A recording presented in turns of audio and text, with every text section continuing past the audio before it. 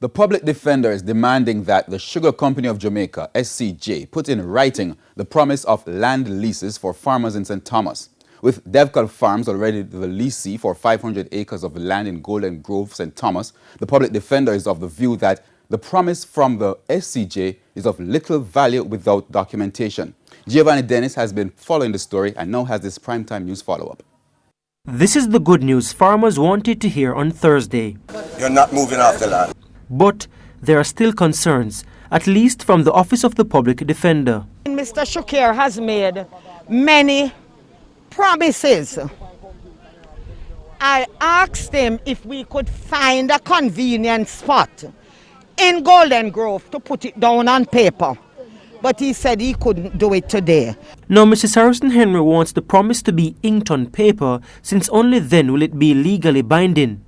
Mr. Shukir has come here this morning and has admitted to the farmers group over there that the Sugar Company of Jamaica, with full knowledge that farmers were on the land, gave a lease to a company, and we understand now that is for the growing, raising and breeding of cattle on the land, and that this was done without consultation, without consultation with the farmers who were already on the land. Mr. Shakir promised the farmers on Thursday that a lease agreement will be sorted in the coming days.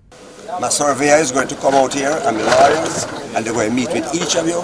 We're going to draw a boundary and we're going to agree to a lease agreement. Despite this, however, Mrs. Harrison Henry says her office will continue its investigation into the circumstances under which SCJ Holdings leased 500 acres to Devcal Farms, despite knowing the farmers were already there. This is a matter that we have to take seriously. The land is the livelihood of these citizens of Jamaica, and they have to get a fair deal. The government of Jamaica has a land divestment policy, and one of the things that we have to investigate is whether or not the terms of that policy have been adhered to strictly, because that policy recognizes the need to lease land to vulnerable groups of people.